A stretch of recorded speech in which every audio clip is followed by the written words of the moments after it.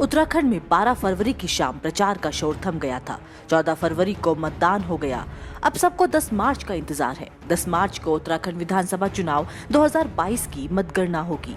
10 मार्च को जिस पार्टी के पक्ष में चुनाव परिणाम जाएगा उसकी होली होगी। हालांकि इस बार होली 18 मार्च को है, लेकिन जो राजनीतिक दल 10 मार्च को चुनाव जीतेगा उसकी होली उसी दिन हो जाएगी। उत्तराखंड में 10 मार्च को ही राजनीतिक अबीर गुलाल उड़ने लगेगा। वोटिंग प्रतिशत पिछली बार जितना है। इस बार हुए मतदान में वोटिंग प्रतिशत 64.29 रहा है, यानी ये प्रतिशत करीब करीब पिछली बार जितना ही है। पिछली बार यानी 2017 में उत्तराखंड में 65.60% मतदान हुआ था। तब बम्पर जनसमर्थन से बीजेपी ने 57 सीटें जीत ली थी और उत्तराखंड में उसकी सरकार बनी थी। क्या इस बार एंटी इनकम्बेंसी थी? चुनाव से पहले उत्तराखंड में बड़ी चर्चा थी कि इस बार बीजेपी सरकार के खिलाफ एंटी इनकम्बेंसी है। ज्यादातर देखा गया है कि एंटी इनकम्बेंसी में मतदान प्रतिशत पिछली बार की तुलना में बढ़ जाता है। हालांकि इस बार ऐसा कुछ दिखाई नहीं दे रहा है। इस बार का मतदान भी पिछली बार के आसपास ही है। ऐसे में साफ तौर पर नहीं कहा जा सकता है कि इस बार एंटी इनकम्बेंसी फैक्टर काम किया है या नहीं। पिछली बार के मतदान प्रतिशत से तुलना। अगर मतदान प्रतिशत की तुलना करें तो पिछली बार यानी 2017 में उत्तराखंड विधानसभा चुनाव में 65.60% मतदान हुआ था। इस बार 64.29% मतदान हुआ है। हालांकि अभी चुनाव आयोग अपने आंकड़े दुरुस्त करेगा तो ये प्रतिशत 1 या 2 नंबर बढ़ सकता है। उत्तराखंड में बारी बारी बदलती रही है सत्ता। उत्तराखंड की राजनीति की एक खास बात ये रही है कि यहाँ हर चुनाव में सत्ता रोटेट होती रही है। 9 नवंबर 2000 को उत्तराखंड बना तो बीजेपी की अंतरिम सरकार बनी थी। फिर 2002 में उत्तराखंड के पहले विधानसभा चुनाव हुए तो कांग्रेस बाजी मार ले गई थी। 2002 में 54.21% वोट पड़े थे। एंटी इनकम्बेंसी के लिए कहा जाता है कि बम्पर वोटिंग होती है, लेकिन 2002 के मतदान प्रतिशत को देखकर लगा नहीं कि एंटी इनकम्बेंसी हुई थी। इसके बावजूद उत्तराखंड को अलग राज्य बनाने का श्रेय लेने वाली बीजेपी चुनाव हार गई थी। 2007 में दिखी एंटी इनकम्बेंसी। 2007 में 5 साल चली नारायण दत्त तिवारी की सरकार चुनाव हार गई थी। इस बार 63.72% मतदान हुआ था, यानी 2002 के मुकाबले करीब 9% ज्यादा। एंटी इनकम्बेंसी का मामला था तो नारायण दत्त तिवारी को सत्ता गंवानी पड़ी थी।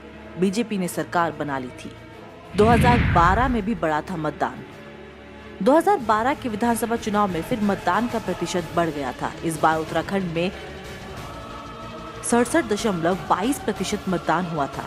इसे भी एंटी इनकम्बेंसी माना गया और मतदाताओं ने बीजेपी को सत्ता से उतार दिया था। इस बार 2007 के मुकाबले करीब 4% ज्यादा वोट पड़े थे। 2017 में मोदी लहर में उड़ी थी कांग्रेस।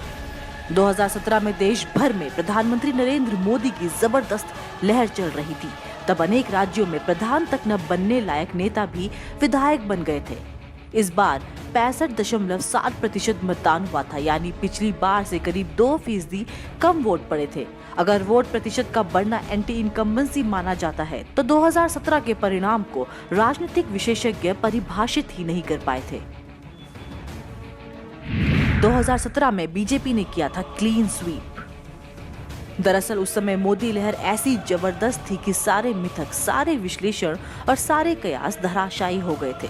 बीजेपी ने क्लीन स्वीप किया था। उत्तराखंड की 70 में से 57 सीटें जीतकर बीजेपी ने इतिहास रच दिया था। इस बार क्या होगा? इस बार अंदर खाने उत्तराखंड में एंटी इनकम्बेंसी बताई जा रही है। किसान आंदोलन ने भी अपना कुछ न कुछ असर दिखाया होगा। पहाड़ में नहीं तो मैदानी इलाकों में जहां सिख बहुत आबादी में है, वहां तो किसान आंदोलन का असर दिखा ही होगा। इसका असर 10 मार्च को आने वाले चुनाव परिणाम में देखने को मिल जाएगा। बीजेपी भी मानती थी एंटी इनकम्बेंसी है।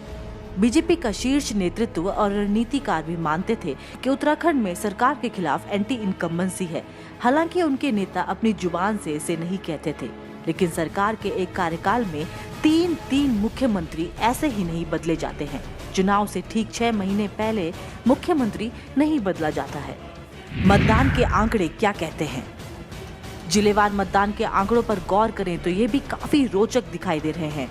हरिद्वार जिले में सबसे ज्यादा 74.6% मतदान हुआ है। 2017 में हरिद्वार में 75.68% मतदान हुआ था, यानी हरिद्वार की 11 सीटों पर मतदान प्रतिशत इस बार सबसे ज्यादा तो है, लेकिन 2017 के मुकाबले कम है। उधम सिंह नगर जिला इस बार मतदान में पूरे प्रदेश में दूसरे नंबर पर है। यूएस नगर में 9 सीटों का वोटिंग प्रतिशत 71.45% है। पिछली बार यानी 2017 में उधम सिंह नगर का वोटिंग प्रतिशत 76.1% था। ऐसे में राजनीतिक पंडित चक्कर में पड़ गए हैं कि कम मतदान क्या गुल खिलाएगा। देहरादून जिले की 10 सीटों का वोटिंग एवरेज 62.40% है। 2017 में इस जिले की 10 सीटों का मतदान प्रतिशत 63.53% रहा था, यानी इस बार पिछली बार से करीब 1% कम मतदान हुआ है। ऐसे में इसे किस मायने में एंटी इनकम्बेंसी माना जाए, इसे लेकर राजनीतिक विशेषज्ञ उलझन में हैं। पहाड़ी जिलों में उत्तराखंड में ज्यादा वोटिंग। मैदानी जिलों में अगर हरिद्वार वोटिंग में अव्वल है, तो पहाड़ी जिलों में बाजी उत्तरकाशी ने मारी है। गंगोत्री और यमुनोत्री धाम वाला उत्तरकाशी जिला 3 विधानसभा सीटों वाला जिला है।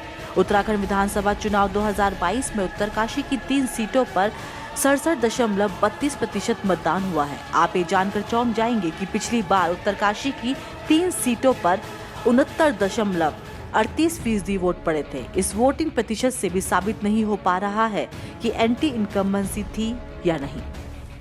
बीजेपी को नुकसान होगा, ये तय है। उत्तराखंड में आम चर्चा थी कि लोग राज्य सरकार के कामकाज से खुश नहीं थे। खासकर स्वास्थ्य, शिक्षा और परिवहन की सुविधाओं का अभाव इस नाराजगी का कारण रहा है। 10 मार्च को जब चुनाव परिणाम घोषित होगा तो यह तय है कि 2017 की तरह बीजेपी को 57 सीटें नहीं मिलने वाली हैं। अब ये सीटें कितनी घटेंगी, ये चुनाव परिणाम ही बता पाएंगे। कांग्रेस को पाना है, खोने को कुछ नहीं है। 2017 के उत्तराखंड विधानसभा चुनाव में मोदी लहर में कांग्रेस के पर खच्चे उड़ गए थे। 2012 में सत्तासीन हुई कांग्रेस की 2017 में ऐसी दुर्गति हुई थी कि 31 से 11 सीटों पर सिमट गई थी। इस चुनाव में 2017 वाली मोदी लहर नहीं दिखाई दी है। ऐसे में कांग्रेस 11 सीटों वाली स्थिति से तो आगे बढ़ेगी ही। पार्टी सत्ता के कितने पास पहुंच पाती है, ये 10 मार्च को ही पता लग पाएगा। ब्यूरो रिपोर्ट, देवभूमि इनसाइडर।